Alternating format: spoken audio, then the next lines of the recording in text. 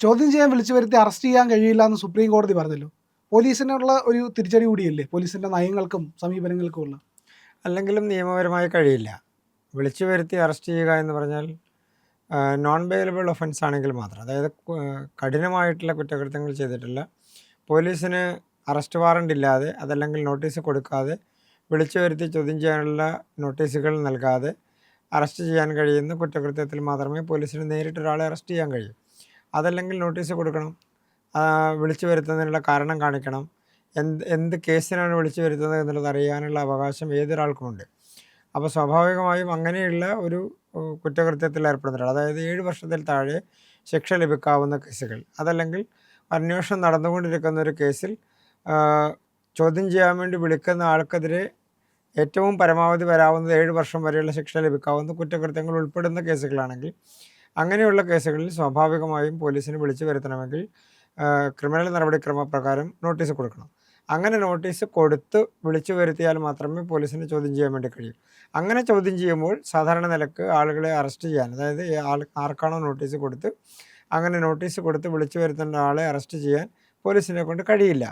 സാധാരണ നിലക്ക് 35 നോട്ടീസ് എന്നാണ് പറയുന്നത്. നേരത്തെ 41 നോട്ടീസായിരുന്നു, 41(3) നോട്ടീസായിരുന്നു.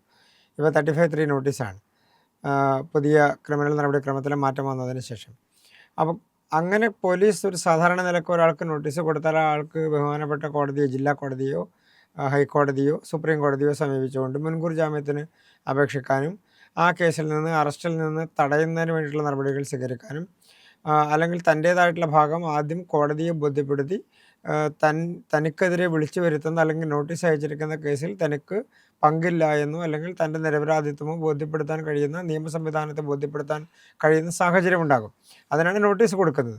2, പോലീസ് ഉദ്യോഗസ്ഥനെ തന്നെ ബോധ്യപ്പെടുത്താം താനുമായി ബന്ധപ്പെട്ടുകൊണ്ടുള്ള കേസിൻ്റെ ഭാഗങ്ങളല്ല, അതല്ലെങ്കിൽ തനിക്ക് ഇതിൽ കൃത്യമായിട്ടുള്ള പങ്കുകളില്ല എന്നുള്ളത് അന്വേഷണത്തിൻ്റെ ഭാഗമായി അവരെ ബോധ്യപ്പെടുത്താം. അങ്ങനെ വരുന്ന കേസുകളിൽ സാധാരണ നിലക്ക് പോലീസിനെ അറസ്റ്റ് ചെയ്യാൻ വേണ്ടി കഴിയില്ല. പോലീസിന് വാറണ്ടില്ലാതെ അറസ്റ്റ് ചെയ്യാൻ കഴിയുന്നത് 7 വർഷത്തിന് മുകളിൽ ശിക്ഷ ലഭിക്കാവുന്ന നോൺ ബെയിലബിൾ ആയിട്ടുള്ള ഒഫൻസുകൾ വരുന്ന കുറ്റകൃത്യങ്ങൾ ഉൾപ്പെടുന്ന കാര്യങ്ങളിൽ മാത്രമാണ്. ഉദാഹരണത്തിന് NDPS കേസുകൾ ഉണ്ടാവുക, മർഡർ കേസുകൾ ഉണ്ടാവുക, റേപ്പ് കേസുകൾ ഉണ്ടാവുക. അങ്ങനെ ആ തരത്തിൽ കുറച്ചുകൂടി ഗൗരവതരമായിട്ടുള്ള കുറ്റകൃത്യങ്ങൾ നടക്കുമ്പോൾ മാത്രമേ പോലീസിനെ സംബന്ധിച്ച് വാറണ്ടില്ലാതെ അതല്ലെങ്കിൽ നോട്ടീസ് നൽകാതെ ഒരാളെ അറസ്റ്റ് ചെയ്യാൻ വേണ്ടി കഴിയും. അതായത് സാധാരണഗതിയിൽ പോലീസ് ചെയ്തുകൊണ്ടിരിക്കുന്ന ഒരു നിയമലംഘനത്തെ കോടതി ചൂണ്ടിക്കാട്ടിയെന്നേ ഉള്ളൂ. സ്വാഭാവികമായിട്ടും അങ്ങനെ തന്നെയാണ്. ഉദാഹരണത്തിന് പോലീസിനെ സംബന്ധിച്ച് അവരുടെ കയ്യിലുള്ളത് അമിതമായിട്ടുള്ള അധികാരങ്ങളാണ് എന്നുള്ളൊരു ധാരണയിലാണല്ലോ അവർ പ്രവർത്തിക്കുന്നത്. ഇപ്പോൾ വഴിയിൽ കാണുന്ന ഒരാളെ നേരെ പോലീസ് ജീപ്പിൽ കയറ്റിക്കൊണ്ട് പോകുന്നു. എന്താണ് കാരണമെന്ന് പോലും പറയാതെ കയറ്റിക്കൊണ്ട് പോകുന്നു. ഇപ്പോൾ ഒരാൾ റോഡിലൂടെ നടന്നു പോകുമ്പോൾ ഒരാളെ പോലീസ് നേരെ ജീപ്പിൽ കയറ്റി അവരുടെ സ്റ്റേഷനിൽ കൊണ്ടുപോയി ചോദ്യം ചെയ്യുക എന്ന് പറയുന്ന ഒരു പ്രോസസ്സ് പോലീസിന് ചെയ്യാം. എപ്പോൾ ആ കുറ്റകൃത്യവുമായി ചോദ്യം ചെയ്യപ്പെടുന്നയാൾ ഒരു അതിഗുരുതരമായിട്ടുള്ള കുറ്റം ചെയ്തിട്ടുള്ള ആളാണെന്ന് പോലീസിനെ ബോധ്യപ്പെട്ടാൽ പോലീസിന് അത് ചെയ്യാം, അതിന് തെറ്റൊന്നുമില്ല. പക്ഷെ സ്റ്റേഷനിൽ കൊണ്ടുപോയി അവർ ചോദ്യം ചെയ്യുമ്പോൾ, ഉദാഹരണത്തിന് പെറ്റി കേസ് ചാർജ് ചെയ്യുന്ന കേസുകൾ, അതല്ലെങ്കിൽ പുകവലിച്ചു, മദ്യപിച്ചു എന്നൊക്കെ പറഞ്ഞ് പിടിക്കുന്ന കേസുകൾ, അതിലൊക്കെ പോലീസിനെ സംബന്ധിച്ച് ചോദ്യം ചെയ്യാനോ അല്ലെങ്കിൽ ഒരാൾ മദ്യപിച്ച് വാഹനം ഓടിച്ചാൽ സ്വാഭാവികമായും പോലീസിന് കേസെടുക്കാം.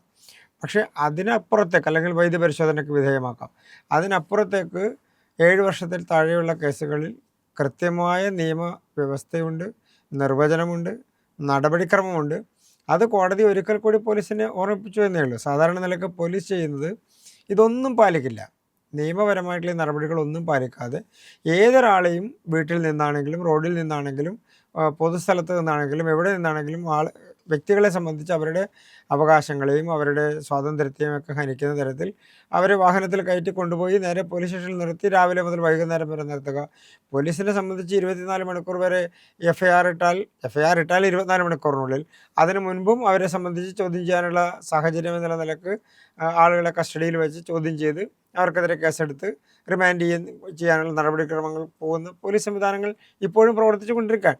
അതുകൊണ്ടാണ് കോടതി ഒന്നുകൂടി ഓർമ്മിപ്പിക്കുന്നത്, പൗരന്മാരുടെ വ്യക്തി സ്വാതന്ത്ര്യത്തെ, വ്യക്തികളുടെ അവകാശത്തെ, ഭരണഘടനാപരമായ അവകാശത്തെ, നിയമപരമായ അവകാശത്തെ ചോദ്യം ചെയ്യുന്ന തരത്തിൽ, അതിനെ ഏതെങ്കിലും തരത്തിൽ ഇല്ലാതെയാക്കുന്ന തരത്തിൽ ഒരു നടപടിക്രമത്തിലേക്ക് പോലീസിന് പോകാൻ കഴിയില്ല, അങ്ങനെ പോലീസ് പോകാൻ പാടില്ല എന്ന് കോടതി ഒന്നുകൂടി അടിവരയിട്ട് സൂചിപ്പിക്കുകയാണ്. അതിൻ്റെ ഒരു പ്രധാനപ്പെട്ട കാരണം പോലീസ് അട്രോസിറ്റീസ് കൂടി വരുന്നു എന്നുള്ളത് കൊണ്ടാണ്. അതായത് അറസ്റ്റ് ചെയ്യപ്പെടുന്ന ആളുകൾക്കെതിരെ മർദ്ദനമേൽക്കുന്ന സാഹചര്യം ഉണ്ടാകുന്നു. അറസ്റ്റ് ചെയ്യുന്നതിന് മുൻപ് തന്നെ ചോദ്യം ചെയ്യാൻ വേണ്ടി വിളിച്ചു വരുത്തി മെൻ്റലി, ഫിസിക്കലായിട്ടും മെൻ്റലായിട്ടും ഹരാസ് ചെയ്യുന്ന സാഹചര്യം ഉണ്ടാകുന്നു. ഇപ്പോൾ പോലീസ് ഒരാളെ അറസ്റ്റ് ചെയ്ത് കൊണ്ടുപോയി അല്ലെങ്കിൽ പോലീസ് ഒരാളെ പിടിച്ചു കൊണ്ടുപോയി എന്ന് പറഞ്ഞാൽ അറസ്റ്റ് രേഖപ്പെടുത്തിയാലും ഇല്ലെങ്കിലും അതൊരു മെൻ്റൽ ഹരാസ്മെൻറ്റാണ്. ഒരു സാധാരണക്കാരെ സംബന്ധിച്ച് ഭയപ്പാടുണ്ടാക്കുന്ന ഒരു കാര്യമാണ് പോലീസ് അറസ്റ്റ് ചെയ്തു എന്ന് പറഞ്ഞാൽ. രണ്ട്, പോലീസ് സ്റ്റേഷനിലൊക്കെ ഒരാളെ പോലീസുകാർ പിടിച്ചുകൊണ്ടുപോയി എന്ന് പറഞ്ഞാൽ സാമൂഹികപരമായി അവരെ സംബന്ധിച്ച് മാനസികമായ സമ്മർദ്ദം ഉണ്ടാക്കുന്ന കാര്യമാണ്. കുറ്റകൃത്യം ചെയ്താലും ചെയ്തില്ലെങ്കിലും അവർക്കുണ്ടാകുന്ന മാനസിക സമ്മർദ്ദം വളരെ വലുതാണ്.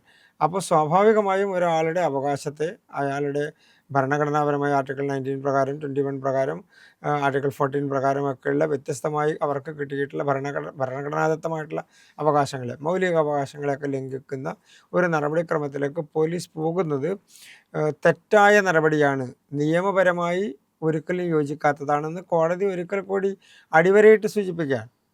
അതായത് ഇനി ഇത്തരത്തിലുള്ള പ്രവർത്തികൾ പോലീസിൻ്റെ ഭാഗത്തു നിന്ന് ആവർത്തിക്കരുത് എന്നുള്ളൊരു വാണിംഗ് കൂടെ ഉണ്ട് അല്ലേ? അത് വാണിങ്ങിനേക്കാൾ അപ്പുറത്ത് അങ്ങനെ ചെയ്താൽ സാധാരണ നിലക്ക് പോലീസ് ഉദ്യോഗസ്ഥന്മാർ ആ തരത്തിൽ തെറ്റായിട്ടുള്ള നടപടിയിലേക്ക് പോയാൽ അവർക്കെതിരെ നടപടിയെടുക്കേണ്ടതാണ്. അതിന് പോലീസ് കംപ്ലയിൻസ് അതോറിറ്റി ഉണ്ട്. പോലീസ് കംപ്ലയിൻസ് അതോറിറ്റിയിലേക്ക് അങ്ങനെ നോട്ടീസ് ഇല്ലാതെ കുറ്റകൃത്യത്തിൽ പങ്കാളിയാകാത്ത ഒരാളെ ഈ തരത്തിൽ പോലീസ് അറസ്റ്റ് ചെയ്ത് അല്ലെങ്കിൽ പോലീസ് പിടിച്ചുകൊണ്ടുപോയി സ്റ്റേഷനിൽ കൊണ്ടുപോയി ജാമ്യം നൽകാതെ അവരെ ചോദ്യം ചെയ്യുന്നു എന്നുള്ള ഭാവി മുന്നിൽ കണ്ടുകൊണ്ടാണ്, അതല്ലെങ്കിൽ അറസ്റ്റ് ചെയ്യപ്പെടാമെന്നുള്ള കാര്യം മുന്നിൽ കണ്ടുകൊണ്ടാണ് പോലീസ് നടപടി സ്വീകരിക്കുന്നത്. പക്ഷേ സ്വാഭാവികമായും അവരെ സംബന്ധിച്ച് ഭംഗ്യന്തരേണ ഞങ്ങൾ ഒന്നും ചെയ്യുന്നില്ല എന്ന് വരുത്തുകയും ഒപ്പം തന്നെ അവരെ ഹരാസ് ചെയ്യുകയും ചെയ്യുക. അത് ഒന്നുകിൽ പൊളിറ്റിക്കൽ പ്രഷർ കൊണ്ടാവാം, അല്ലെങ്കിൽ വ്യക്തിവൈരാഗ്യത്തിൻ്റെ പുറത്താവാം, അല്ലെങ്കിൽ പോലീസിനെ സംബന്ധിച്ച് അവരുടെ കയ്യിൽ ഞങ്ങൾക്ക് അധികാരമുണ്ട്, അപ്പോൾ ഞങ്ങൾക്കത് പ്രയോഗിക്കാം എന്നുള്ള ധാരണയുടെ പുറത്താകാം. എന്താണെങ്കിലും അങ്ങനെ പോലീസ് ചെയ്താൽ സ്വാഭാവികമായും പോലീസ് ഉദ്യോഗസ്ഥന്മാർക്കെതിരെ ആ തരത്തിലുള്ള നടപടിക്കെതിരെ പരാതിപ്പെടാൻ പോലീസ് കംപ്ലയിൻസ് അതോറിറ്റി ഉണ്ട്. പോലീസ് കംപ്ലയിൻസ് അതോറിറ്റിയിൽ പരാതിപ്പെട്ടാൽ നടപടി ഉണ്ടാകുമെന്നുള്ള കാര്യം നമുക്ക് കൃത്യമായി സൂചിപ്പിക്കാൻ കഴിയുന്ന ഒരു കാര്യമാണ്. അതിൻ്റെ പ്രധാനപ്പെട്ട കാരണം പോലീസ് ഒരു കാലഘട്ടങ്ങളിൽ പോലീസ് എടുത്തിരുന്ന നടപടികൾ ചോദ്യം ചെയ്യപ്പെടാതെ പോവുക, പോലീസിന് എന്ത് അമിതാധികാരവും പ്രയോഗിച്ചുകൊണ്ട് വ്യക്തികൾക്കെതിരെ അവരെ ഹരാസ് ചെയ്യുക, അവർക്കെതിരെ കൃത്രിമ കേസുകൾ സൃഷ്ടിക്കുക, കള്ളക്കേസുകളിൽ പ്രതി ചേർക്കുക, കുടുക്കുക, ഈ തരത്തിലുള്ള നിരവധി സാഹചര്യങ്ങൾ പോലീസ് സ്വീകരിക്കാറുണ്ട്.